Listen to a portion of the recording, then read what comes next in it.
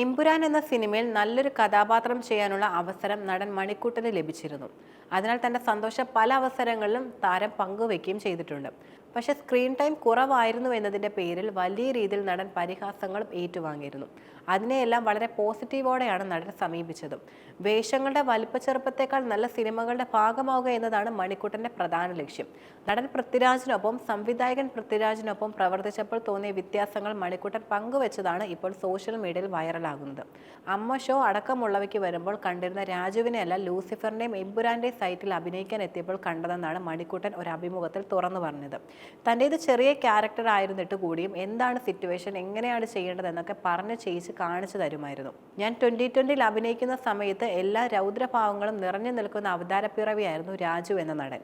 ഞങ്ങൾ അതിൽ ഒരു ഡാൻസ് സീനിലായിരുന്നു അഭിനയിച്ചിരുന്നത്. മാത്രമല്ല രാജു നല്ലൊരു ഡാൻസറാണ്. മാസ്റ്റർ വന്ന് സ്റ്റെപ്പ് ഇടും, രാജു അത് കളിക്കും. അപ്പോൾ ഡാൻസ് മാസ്റ്റർ എന്തെങ്കിലും ചില മാറ്റങ്ങളൊക്കെ പറയും. എന്നാൽ രാജു അതിന് മറുപടിയും പറയും, എനിക്ക് ഇങ്ങനെ പറ്റൂ എന്ന്. പുള്ളിയുടേതായ ഒരു സ്റ്റൈൽ എപ്പോഴും മെയിൻറ്റെയിൻ ചെയ്യുന്ന ഒരു വ്യക്തിയാണ്. 2020 ശേഷം സിംഹാസനത്തിൽ ഞാനും രാജുവും ഒരുമിച്ച് അഭിനയിച്ചിരുന്നു.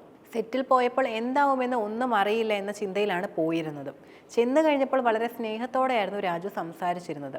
പുതിയ സംവിധായകൻ ഏതോ ഒരു പുതിയ സിനിമ ചെയ്യുന്നത് പോലെ എനിക്ക് തോന്നി. ക്യാരക്ടർ എനിക്ക് വന്ന് പറഞ്ഞ് മനസ്സിലാക്കി തന്നത് പോലും അങ്ങനെയാണ്.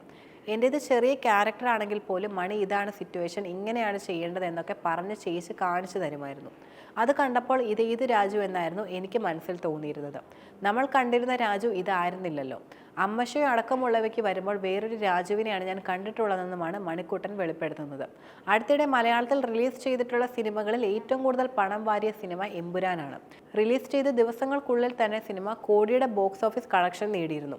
എമ്പുരാൻ സിനിമയുടെ റിലീസിന് മുമ്പ് മണിക്കൂട്ടൻ്റെ ക്യാരക്ടർ പോസ്റ്ററും പുറത്തു വരികയുണ്ടായി. അതിനാൽ ഉടനീളമുള്ള കഥാപാത്രമായിരിക്കും നടനെന്നാണ് പ്രേക്ഷകർ കരുതിയത്. സിനിമയുടെ റിലീസിന് ശേഷം അത് അങ്ങനെയല്ലെന്ന് മനസ്സിലായപ്പോഴായിരുന്നു സോഷ്യൽ മീഡിയയിൽ നടനെ ആളുകൾ പരിഹസിച്ചതും. പക്ഷേ എമ്പുരാൻ പോലൊരു ചിത്രത്തിന്റെ ഭാഗമാവാൻ കഴിഞ്ഞതിൽ അഭിമാനമുണ്ടെന്നാണ് നടൻ പ്രതികരിച്ചിരുന്നത്. മലയാളത്തിൽ അത്രയധികം കളക്ഷൻ നേടിയ ബ്രഹ്മാണ്ഡ ചിത്രത്തിന്റെ ഭാഗമാകാൻ കഴിഞ്ഞതിൽ താൻ ശരിക്കും അഭിമാനിക്കുന്നുവെന്നും സിനിമയിൽ നിലനിൽക്കുക എന്നത് അതിതീവ്രമായ ആഗ്രഹം തന്നെയാണെന്നും ആ ആഗ്രഹത്തിന്റെ ആത്മസമർപ്പണമാണ് തനിക്ക് കിട്ടുന്ന ഓരോ കഥാപാത്രങ്ങളെന്നും മണിക്കൂട്ടൻ തുറന്നു പറഞ്ഞു. കായംകുളം കൊച്ചുണ്ണി എന്ന ടെലിവിഷൻ പരമ്പരയിലൂടെ പ്രേക്ഷക മനസ്സിൽ ഇടം നേടിയ നടൻ കൂടിയാണ് മണിക്കൂട്ടൻ. വിനയൻ സംവിധാനം ചെയ്ത ബോയ് ഫ്രണ്ട് ആയിരുന്നു ആദ്യത്തെ ചിത്രവും.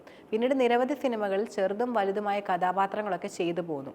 ബിഗ് ബോസിൽ വന്നതിന് ശേഷമാണ് മണിക്കൂട്ടന് ആരാധക പിന്തുണ കൂടുതലും ലഭിച്ചത്.